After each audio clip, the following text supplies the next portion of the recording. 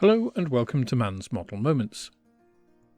Today I'm hijacking Tuesday Talk to bring you the second Telford video covering Hall 2 at the heart of the show. This includes many of the model companies displaying here, and we don't have to wait long to see one with Kotare. They were here showing off a few things, the first being the frames for the BF109K, along with quite an interesting decal sheet, also with a US captured aircraft included, similar to the Airfix 1/24th scale kit. The quality of the moulding here looks as you'd expect from Kotare, crisp and delicate with plenty of moulded detail.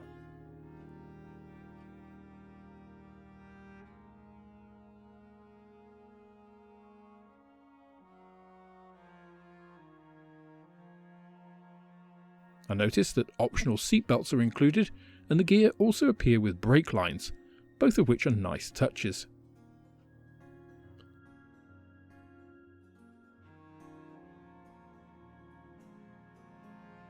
There were also indications of kits in the works, an E version of the 109 and a P47 too. Seems things are going well for Kotare, which is hardly surprising given the quality of these kits.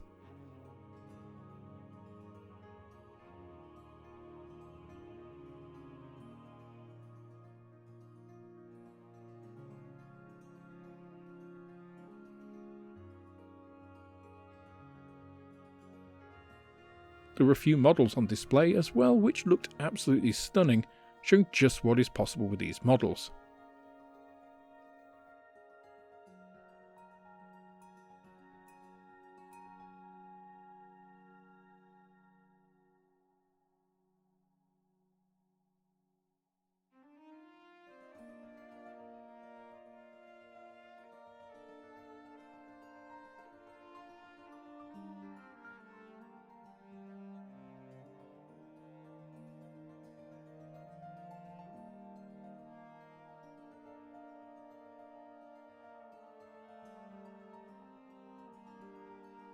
So with that, let's start walking the aisles, which are mainly club stands sprinkled with the odd trader, mainly on the outer aisles of the hall, which helps with traffic flow.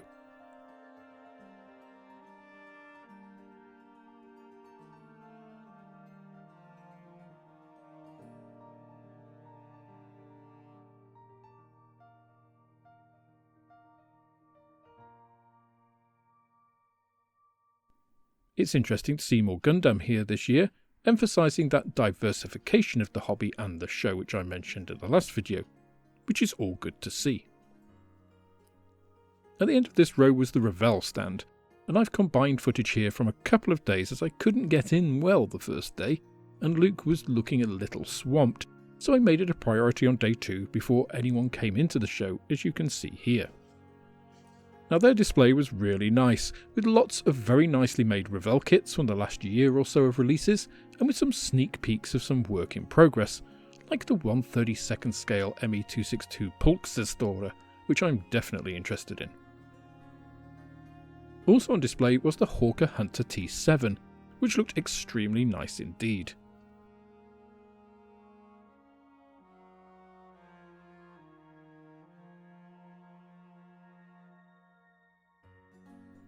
The star of the show for them, however, was of course the Gloucester Meteor in 1/32nd scale.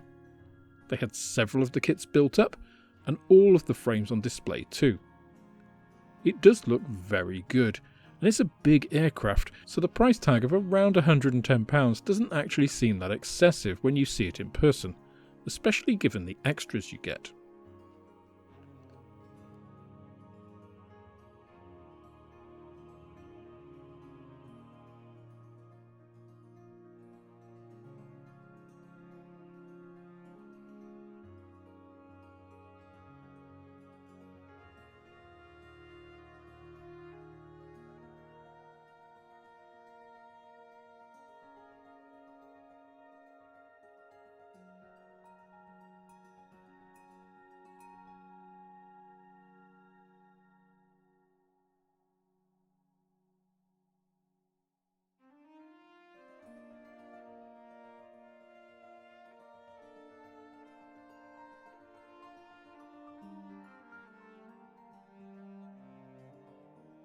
photo-etched instrument panel and decal sheet both look extremely nice, and I really commend Revell on the variety of the schemes. I can see this kit being very successful if it's as good as it seems here.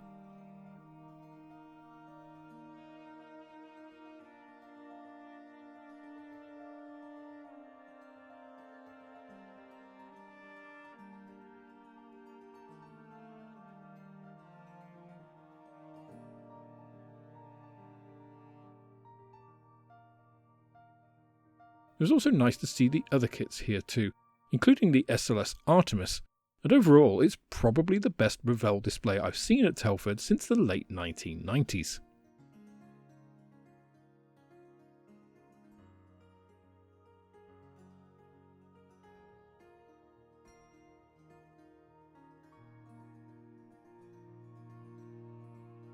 Right, back to walking the aisles again, and I mentioned Gundam, and there was a large display of them just opposite the Revell stand.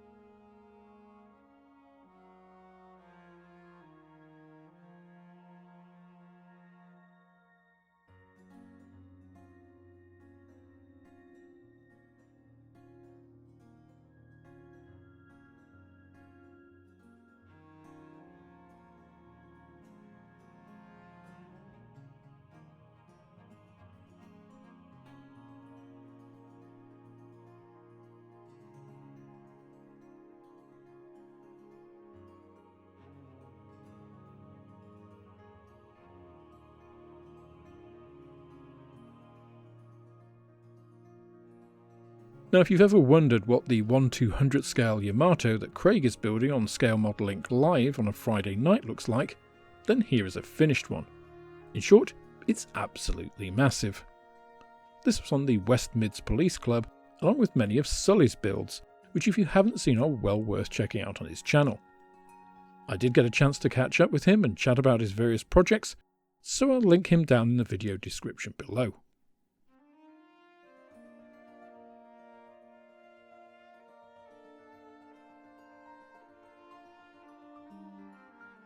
The next manufacturer in the mix was Zoukei-Mura, who had a stand with their lovely kits both for sale and on display, including this upcoming 1/32nd scale KI-100 in all of its spar and stringer internal glory.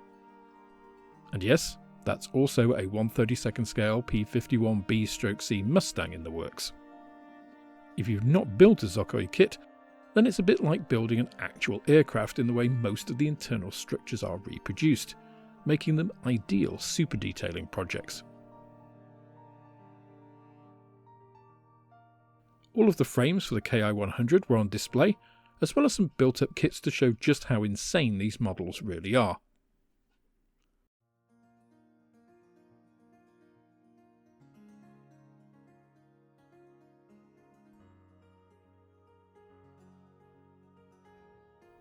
Okay, enough talking from me for the moment.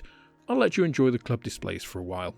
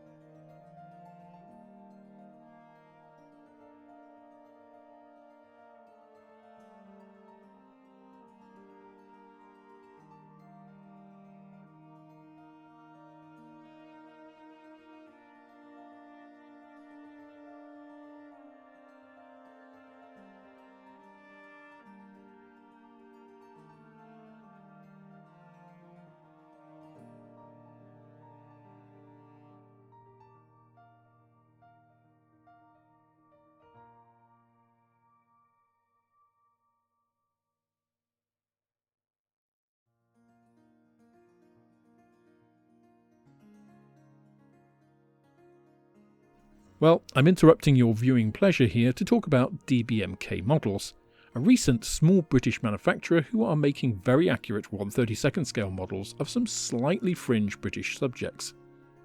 They had a Scimitar and Hornet slated for release last year, and they had frames for the Hornet and their latest announcement, the Sea Fury FB-11, on their stand. The Hornet is a gorgeous aircraft, so I'm very much interested in watching them to see what happens in the coming months from them. Hopefully a success like Kotare.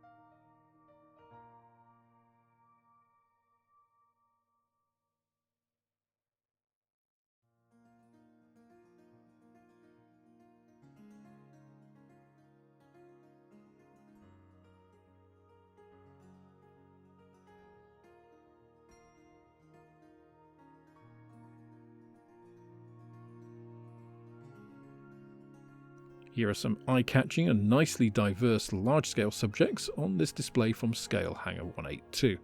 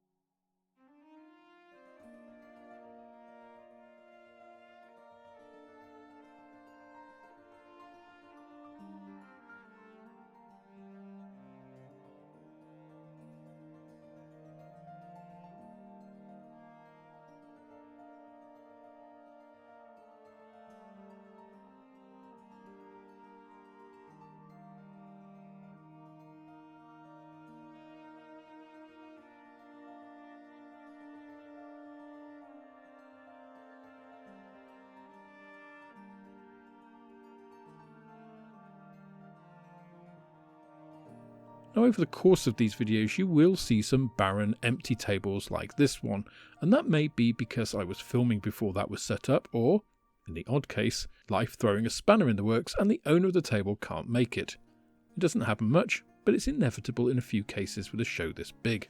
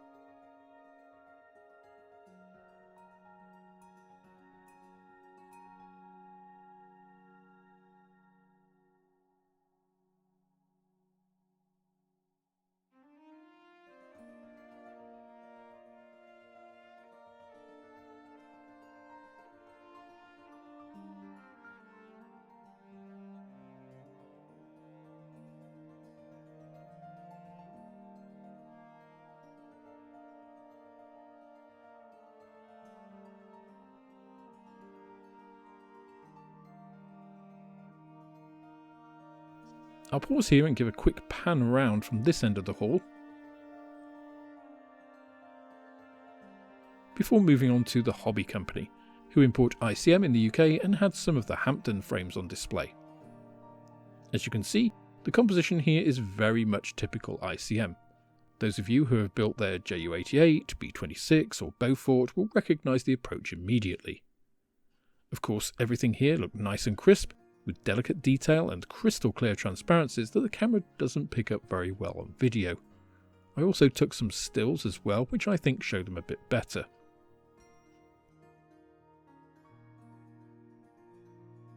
They also had some nice build-ups of some of their recent releases too.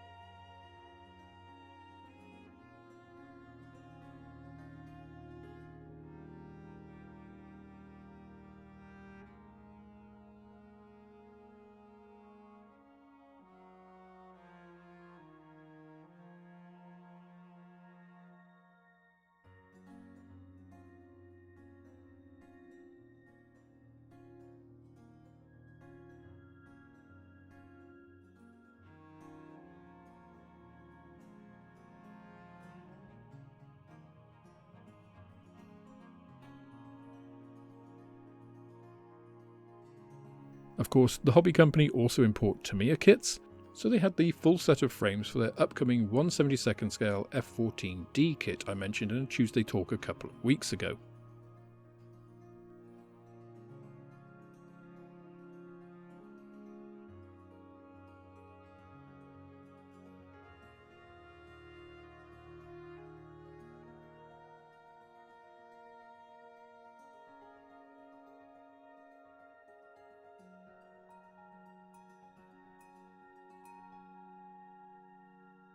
Lastly, one last pan across Hall 2, again to give you the size, scale and scope of the venue and event.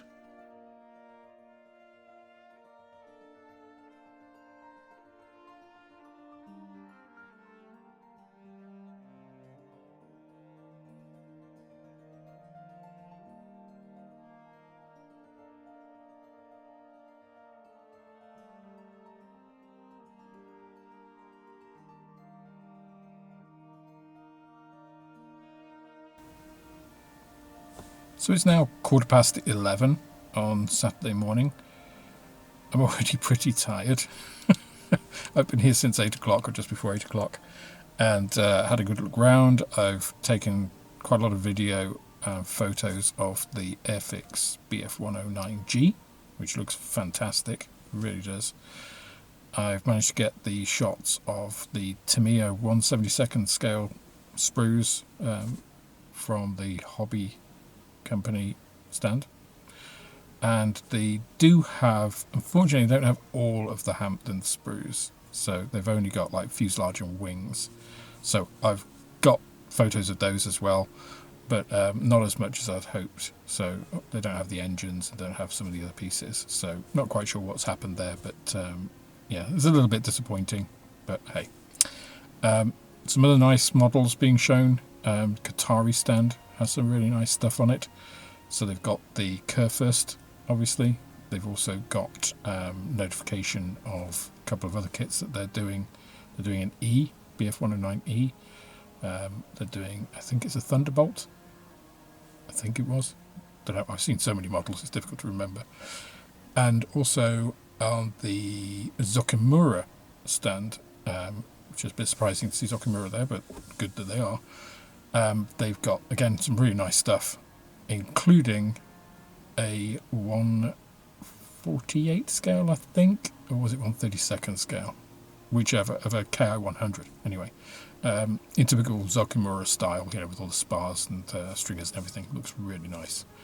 So, some really good models being shown, some really good new stuff to look forward to. Not seen a lot of new armour.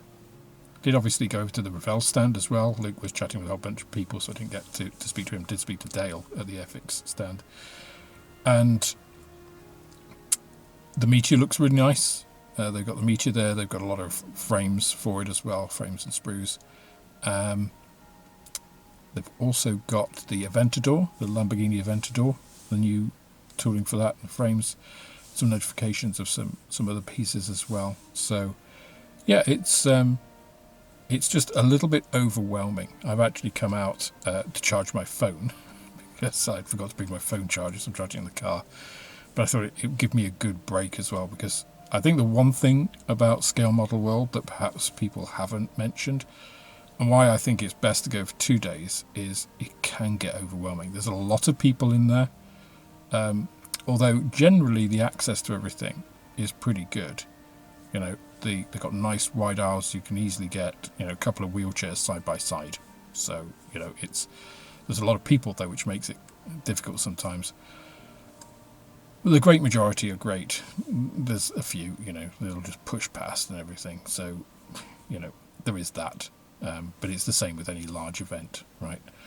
So it does get a little bit, you know, at times. But yeah, good show so far. I managed to catch up with a fair few people.